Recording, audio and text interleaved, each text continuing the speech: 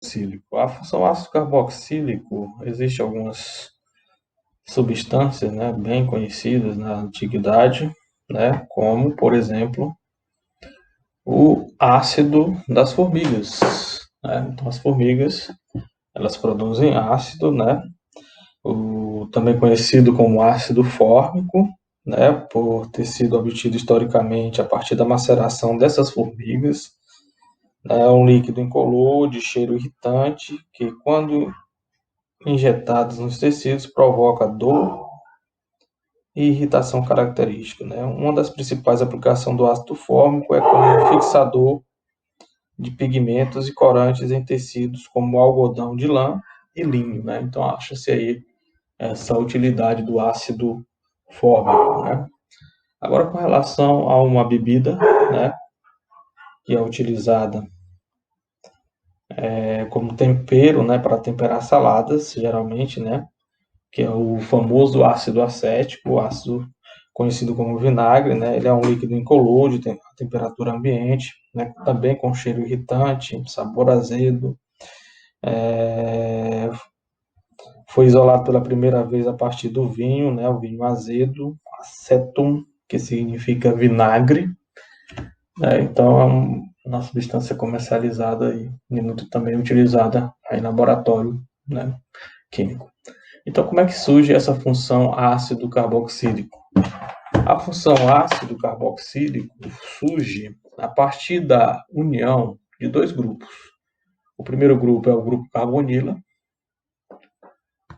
o segundo grupo é o grupo carboxílico. Então, a união desses dois grupos forma o ácido carboxílico, né?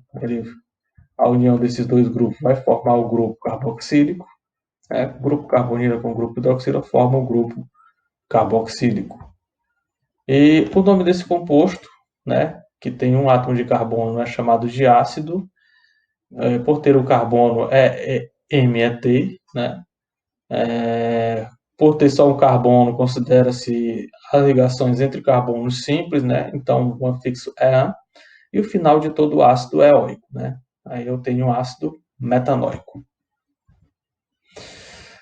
É importante salientar, por exemplo, que os cães, né, têm um faro apurado pelos seres humanos, por exemplo. Muitos cães são usados pela polícia, são treinados, né, para reconhecer o cheiro característico das pessoas, né? Os cães têm um olfato muito apurado, porque pessoas diferentes, né, por apresentar pequenas variações em seu metabolismo, secretam diferentes ácidos carboxílicos de baixa massa molecular, ou seja, são voláteis, o que acarreta cheiros diferentes, né?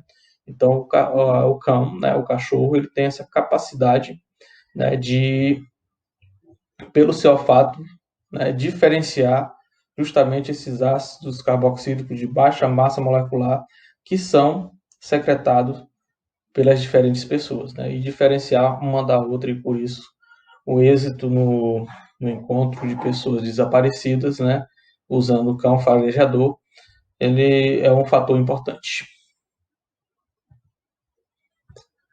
Outra coisa importante falar é sobre os derivados, né? Os derivados dos ácidos carboxílicos. O primeiro deles que eu vou mostrar para vocês é a função éster. A função éster, né, ela está mais relacionada às essências, né? Essências de maçã, né? Então aqui eu tenho a substância da essência de maçã.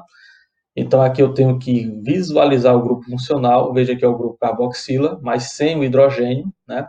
Então ele está entre carbono, né? Quando eu observo esse grupo funcional aqui entre carbonos, eu tenho a função éster. Vamos diferenciar as cores aqui, ó. Então é esse grupo funcional aqui, ó, C dupla O, C linha O, entre carbonos, é a função éster, né? Tem a presença aqui do heteroátomo, né? Porque está entre carbonos, né? Na função éster tem a presença do heteroátomo. Então, qual o nome do composto? Identifiquei a função, vou contar a quantidade de carbonos que tem desse grupo funcional, 2 carbonos, né? Então, o prefixo para isso é et, né? Só tem ligações simples entre carbonos, é an, final de hidrocarboneto O, e a terminação de ester é ato, né? Uso a preposição de e o radical que está ligado ao grupo funcional, que tem também 2 carbonos, que é et para 2 carbonos e o nome do radical é il ou ila, né? Então é etila. Então é etanoato de etila. A outra essência também que é muito comum é a essência de abacaxi, né? Então, primeiramente eu tenho que identificar em qual parte está o carbono da dupla ligação, né? Veja que o carbono da dupla ligação está à esquerda, aqui também. Então, aqui é que eu vou me fixar como a cadeia principal da função. E aí eu identifico essa função, né, do éster que está entre carbono e vou contar quantos carbonos tem para esse grupo principal aqui do éster. Então, tem 1, 2, 3, 4 carbonos. Né? Então, para 4 carbonos é DUT, só tem ligações simples entre os 4 carbonos é AN, final de hidrocarbono ETO, mais ato de éster, a preposição de, e o radical que está ligado a esse grupo funcional éster, né? Que são com 1, 2 átomos de carbono, etil ou etila. Então o nome fica butanoato de etila, então essa é a essência de abacaxi, o etanoato de etila é a essência de maçã. E outra essência bem comum também é a essência de banana, que é um éster, né? Então eu identifico onde está o carbono da dupla para identificar qual é o grupo principal, né? Éster. Identifiquei aqui, então esse grupo principal tem quantos carbonos? 2 carbonos. E quem está ligado ao grupo principal é um radical. Então, radical com 1, 2, 3, 4, 5 carbonos, mas eu tenho aqui, ó, extremidade em V. Toda vez que isso ocorre, eu uso o prefixo iso, né? Então, qual vai ser o nome desse composto? Então, eu identifiquei aqui o grupo funcional, contei o número de carbonos, 1 e 2. Então, o nome desse composto vai ser PET para 2 carbonos, AN para ligações simples, O de hidrocarboneto e ato da função éster.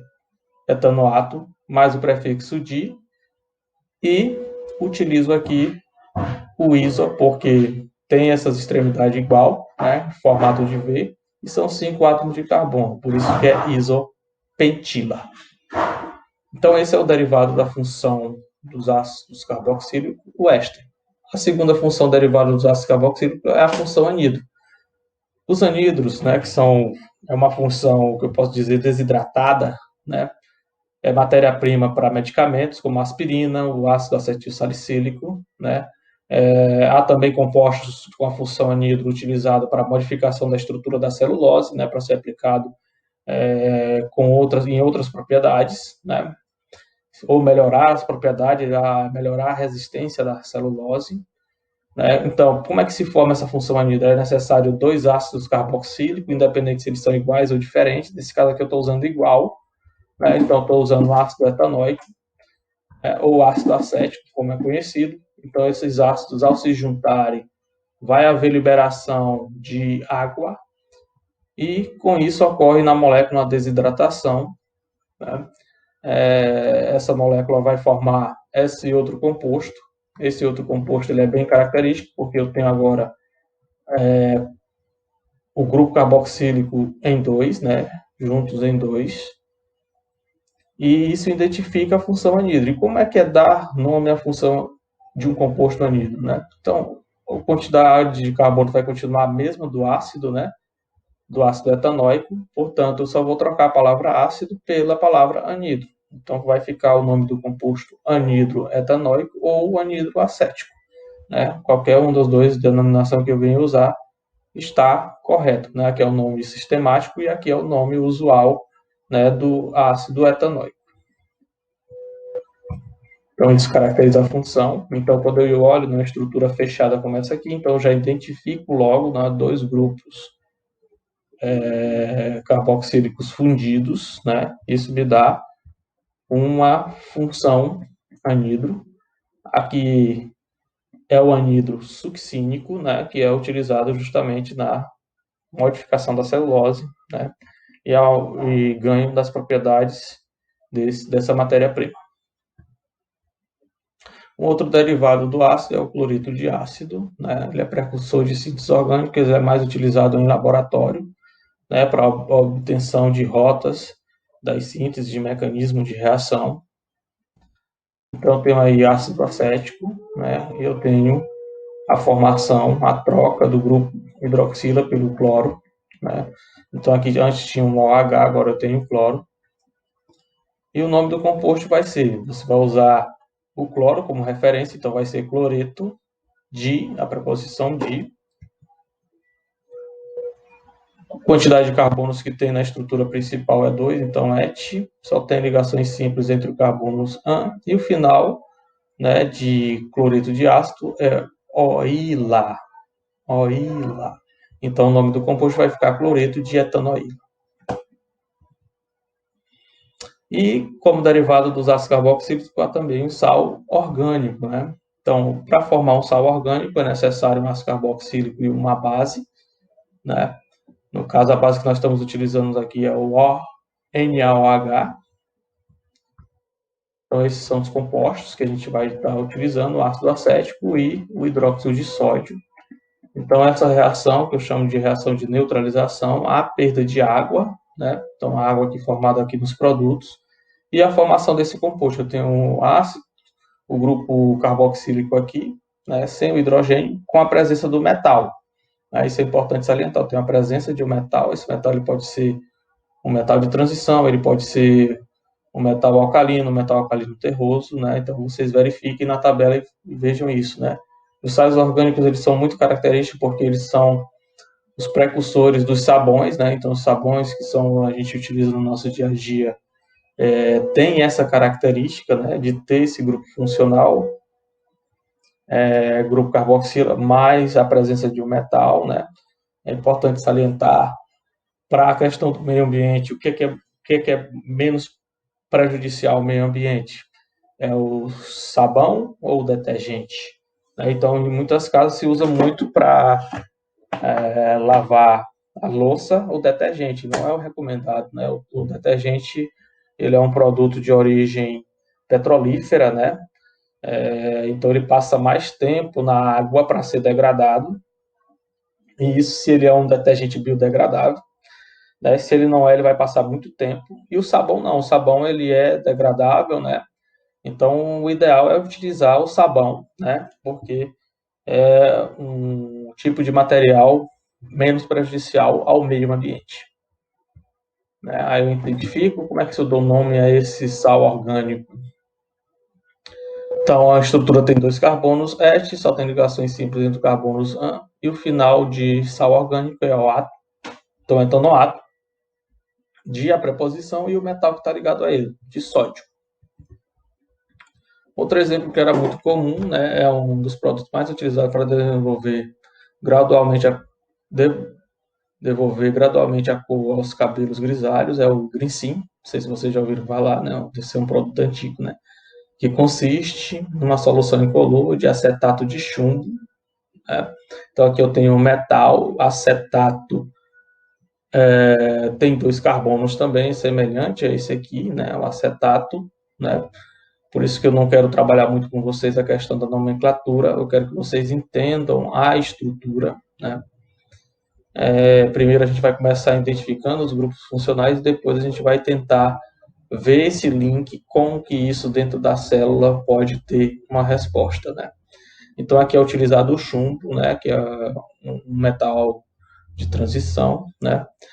Só que tem um problema. Quando essa solução é aplicada aos cabelos, o íon chumbo reage com o enxofre presente nas proteínas do cabelo, né? Então existe um aminoácido que tem a presença desse enxofre, acredito que são 2, né? Aminoácidos, e aí o enxofre reage com esse chumbo que está presente nesse glicim, né? Eles vão formar uma espécie de sulfeto de chumbo, que é esse PBS, né, de cor preta. Repetidas aplicações originam mais sulfeto de chumbo, escurecendo os cabelos, aí o indivíduo fica com os cabelos não grisalhos, né? O problema é que o acúmulo de chumbo no organismo pode ser prejudicial, podendo provocar uma doença chamada saturnismo, né? Então, é uma doença neurológica, né? Então, é importante estar sendo feito estudos, né? Com certeza, hoje em dia, os estudos mostram que esse tipo de produto já não tem mais a presença do chumbo, né? Para que haja esse escurecimento do cabelo, né? Justamente por causa dessa questão da saúde.